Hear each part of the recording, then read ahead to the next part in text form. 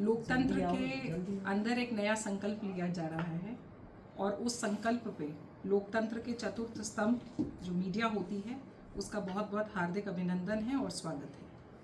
लोकतंत्र में एक नवीन संकल्प जो लिया जा रहा है उसका नाम है नारी शक्ति वंदन अधिनियम। इसके लिए 16 तारीख से लेकर और 18 अप्रैल को एक स्पेशल सेशन बुलाया गया है पार्लियामेंट का, जिसके अंदर जो नारी शक्ति वंदन अधिनियम 2023 के अंदर आया था उसको एक नवीन स्वरूप देते हुए जो 2034 के अंदर प्रस्तावित था उसको थोड़ा सा प्रीपोन्ड करते हुए 2029 के अंदर लाने की योजना बनाई जा रही है। अगर 2029 के अंदर जैसे कि 16 से 18 में सदन है के अंदर ये प्रस्ताव आएगा और अगर ये पारित होता है तो उसके साथ ही में नारी शक्ति को जो हमारी आधी आबादी का हिस्सा है उसको लोकतंत्र के मंदिर में नीति निर्माण की भागीदारी के अंदर सहभागिता के 33% आरक्षण। ये केवल आरक्षण मात्र नहीं है, ये आधी आबादी की पूरी आवाज़ है और ये आवाज़ माननीय प्रधानमंत्री आदरणीय नरेंद्र मोदी जी ने बहुत एक होलिस्टिक अप्रोच के साथ में जब से वो 2014 में प्रधानमंत्री बने तब से उन्होंने नारी शक्ति को सशक्त करने के माध्यम से वुमेन एम्पावरमेंट के रास्ते से होकर वुमेन लेड डेवलपमेंट की तरफ वो लेकर के गए हैं। अब वुमेन लेड डेवलपमेंट के लिए बहुत आवश्यक था कि सबसे पहले मैं आपको 4-5 योजनाएं बताती हूँ बहुत शॉर्ट में, जिन्होंने नारी शक्ति के अंदर एक बहुत मेजर परिवर्तन लेकर के आया है और ये मेजर परिवर्तन अब एक बहुत बड़ा माइराइट परिवर्तन की तरफ प्रतिध्वनित हो रहा है।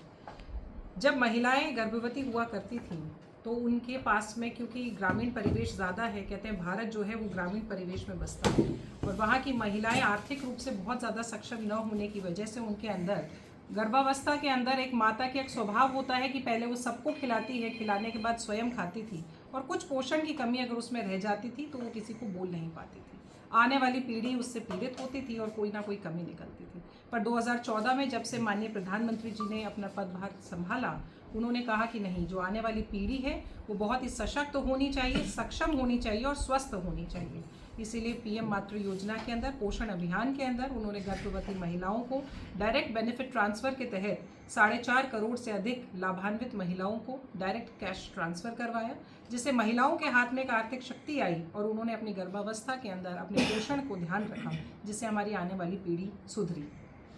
महिलाओं को अक्सर पीढ़ियों तक ये ताना सुनने को मीठा मीठा मिलता था कि उनका घर कौन सा है। जब मायके में होती थी तो कहा जाता था अपने ससुराल जाओ तो करना, ससुराल में भी उनके घर का कोई ठिकाना नहीं होता था। उनकी सपनों की समाधि बनती थी मगर उनके सपनों को वितान नहीं मिला और अक्सर ये कहा जाता था कि अपने घर से ये सीख कर आई हो क्या। नारी शक्ति सदैव इस द्वंद्व में रही कि मेरा घर कौन सा है,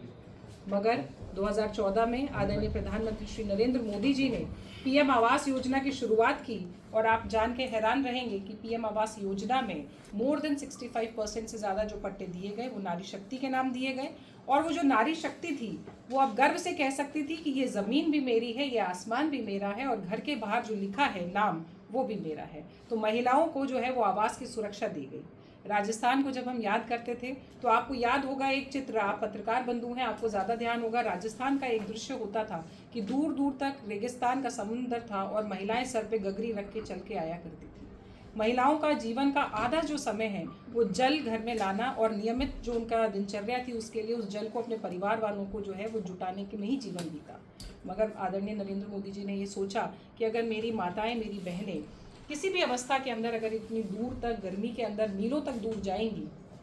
तो वो विकास में अपनी सहभागिता कैसे निभाएंगी। तो एक योजना आई जल से नल, नल से जल, और उसके अंदर महिलाओं को घर के अंदर जो है वो जल के नल कनेक्शन दिए गए और महिलाओं का वो जो समय था, और आज आप देखिए पूरे भारत में चाहे जैसलमेर का या मरुस्थलीय विभाग हो, चाहे तिब्बत की दुर्गम पहाड़ियाँ हो, सब जगह जो है वो नारियों को नल से जल मिल रहा है घर के अंदर।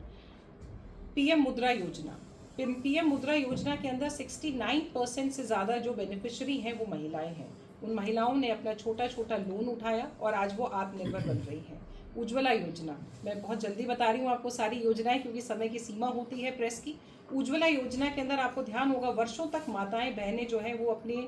घर में अपने परिवार वालों को स्वस्थ जीवन देने के लिए और एक अच्छा भोजन देने के लिए दिन रात चूल्हे के जो है ऊपर अपना भोजन पकाया करती थी। हम सबको पता है, हम मूवी देखने जाते हैं, आपने देखा होगा कि एक ऐड आता है जिसके अंदर दिखाते हैं कि अगर आप नित्य दिन 2 भी सिगरेट पीते हैं तो आपके लंग्स के अंदर कितना कोल और कितना तार जमा होता है। आप सोचिए वो धुआं सुबह से लेकर शाम तक केवल हम सबको एक अच्छा भोजन और प्यारा भोजन, स्वादिष्ट भोजन मिल सके, उसके लिए वो माता बहन उस धुएं से जूझती थी। और उस धुएं से जूझने से ना केवल उनके लंग्स प्रभावित होते थे, मगर लंग्स की वजह से ऑक्सीजन कम उनके शरीर को मिल पाने की वजह से वो वेरियस जो है health disease, life time diseases के साथ में, मॉर्बिडिटीज़ के साथ में वो जूझती थी। ये भी पीएम आवास योजना, जो उज्ज्वला योजना है, वो हमें सिर्फ एक योजना लगती है, पर वो योजना से कहीं अधिक बढ़कर था। पूरे देश के अंदर 10 करोड़ से ज़्यादा लखपति दीदियाँ, एसएचजी ग्रुप्स, इन महिलाओं को जोड़ना, समायोजन करना, उनको आर्थिक स्वतंत्रता देना था। और आज जब हमने महिलाओं को जन्म के साथ में, पढ़ाई के साथ में, उनको एजुकेशन के साथ में, साइकोलॉजिकली, सोशली और हम सारे पैरामीटर्स पे जब हमने महिलाओं को बहुत अग्रणी योगदान दे दिया है, तो अब समय है कि उनको इस लोकतंत्र की भागीदारिता के अंदर भी, सहभागिता के अंदर भी अपना पूरा का पूरा अधिकार देना।